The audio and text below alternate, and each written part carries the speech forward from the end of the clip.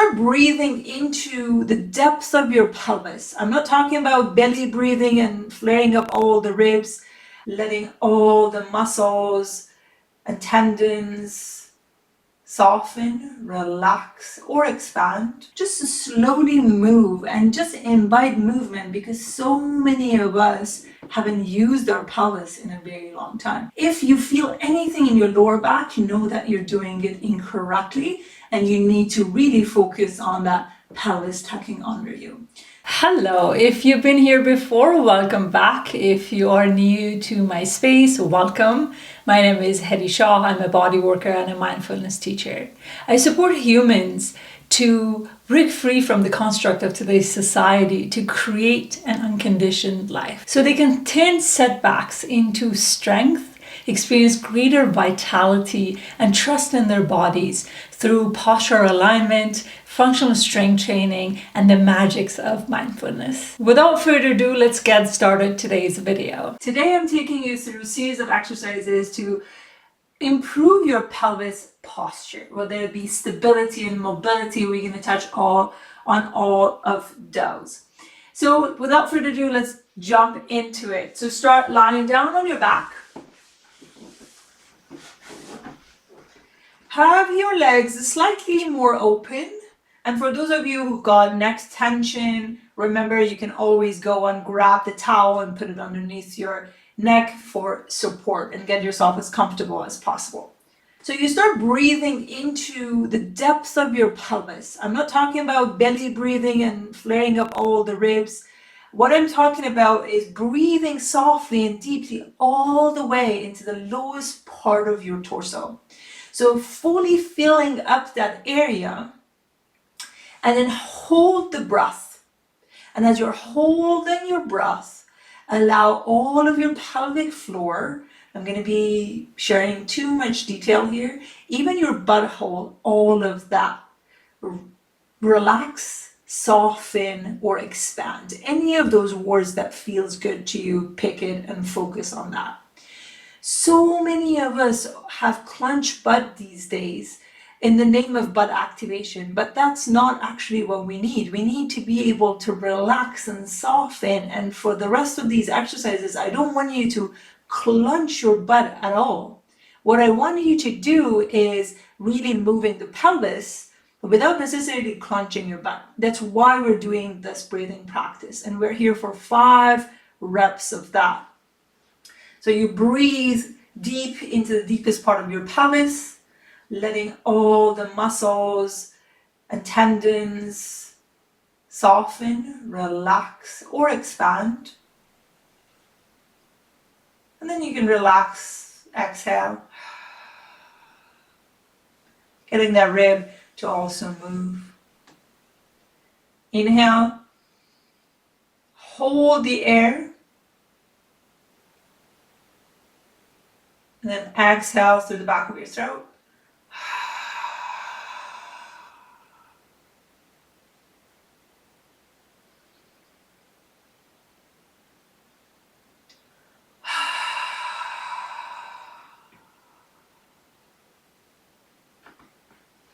Two more here. Inhale into the lowest part of your pelvis. Let everything expand, the butt unclench. Full exhale out.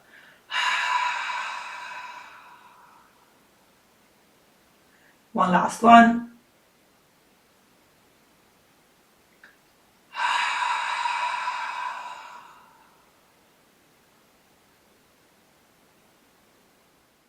Now we're going back to breathing through our diaphragm.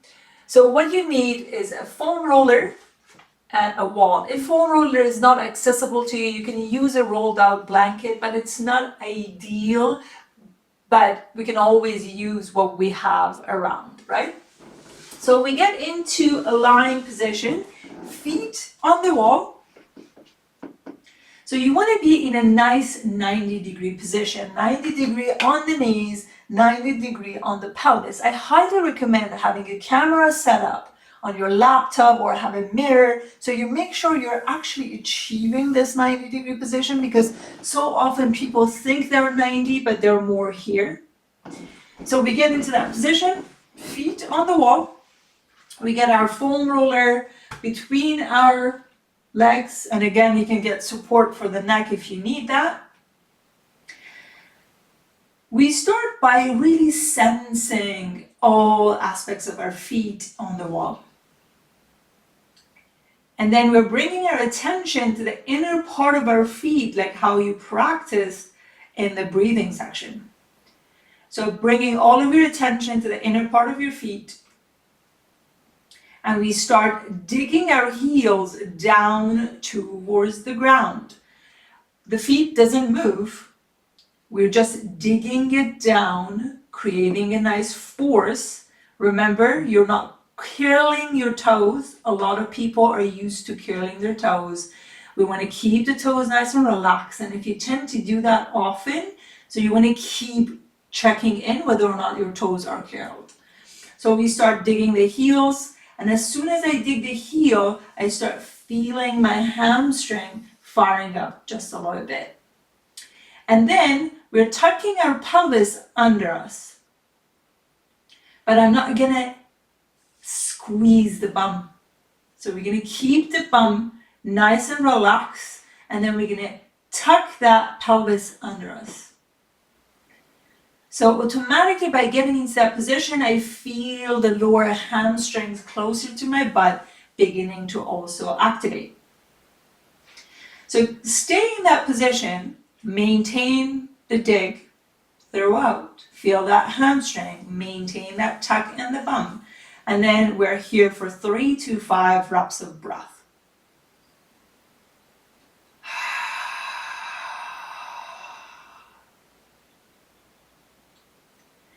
Let's keep that going. Soft inhale.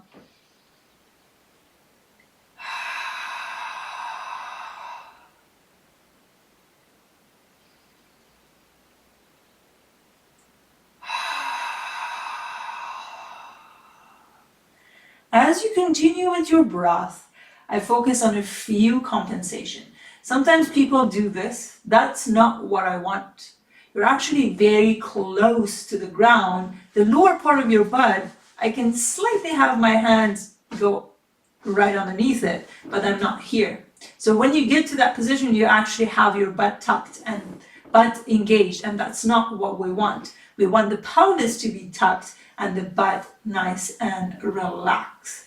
And the other thing is people try to crunch, and this is not a crunch. Don't do this mechanically, let the breath do that. Another compensation is the feet is going to roll out and you lose the touch of the inner foot. So you want to make sure that the feet are remaining as parallel as possible when you do this exercise. So now that we're done with our breathing on this phase of the exercise, you can rest here. Try not to roll around or move your spine. Stay in the same position and just rest. Let the leg relax, let the body relax. And then we start digging our heels again. Keep the pelvis nice and tucked under you and the butt nice and relaxed. So we start again with the breathing. Soft inhale into your diaphragm. And now we're starting to lift one foot off the wall. Keep it really close. I'm not shifting. So the goal is we learn to stabilize the pelvis, right? So you're going to keep the pelvis nice and leveled and tuck. And then we're going to lift that foot off the wall. And then we exhale nice and consistent until you find your side abs working. And then gently drop the foot down. Continue digging on both feet. Take another breath in. Lift the other foot off the wall. Fold, exhale out.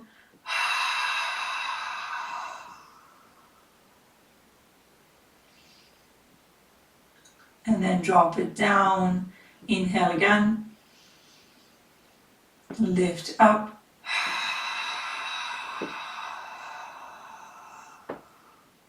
Remember, we don't want to feel like we're crunching. We want to feel the side abs kicking in, sensing them.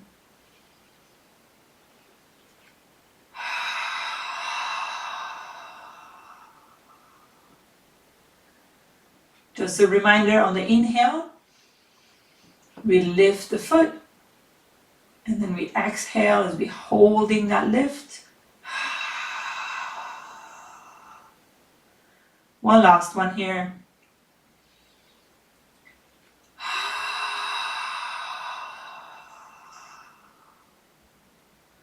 Slowly drop it down and rest. While you're resting, one of the common compensation is your pelvis doesn't have the mobility and the stability you need. So what people do is they lift and they're all like moving and they can't control it. So if that's you, please stay with that sensation of both feet on the wall. Instead of fully lifting the foot off the wall, pretend that you're lifting the foot off the wall. So the foot stays on the wall, you're just pretending, and slowly try to create that stability in the pelvis until you're ready to fully lift off from the wall. So now we're slowly getting ready for the next exercise that perhaps is one of my best and favorite exercises of all time. So every time you do these 90-90 exercises on the wall, when you're transitioning to the next exercise, make sure that you haven't pushed yourself away from the wall. In an ideal scenario, we want to stay in our exact place, but I would always check in, see if you still maintain that 90 degree. So now we start gently digging our heels on the wall, keep that tuck in the pelvis. Now we start thinking that there's a string attached to our knees up towards the ceiling. And we're rubbing against the foam roll, having one knee slowly go up, and naturally the other knee drops down. And then we're going to the other side, while we continuously maintaining that tuck in the pelvis. Your spine is not doing any work. Your spine remains neutral, and you learn to move your pelvis alongside of your spine without being dependent on your spine. We are here for longer numbers of reps, like 15 to 20. So don't try to go too far up or too far down. Just slowly move and just invite movement, because so many of us haven't used our pelvis in a very long time. So a few things that commonly I see my clients at the beginning do is they start lifting the foot up. They roll the foot to all directions, but the foot remains solid on the wall, as if it's the ground beneath you and you're not going to lose it. You're going to keep maintaining that nice touch on the wall. And the other thing that I see commonly as a compensation for this exercise is people don't think about rolling the foam roll between their legs. What they do, they just shift the hip. They learn to shift the hip and they do that. We don't want just the shift in the hip.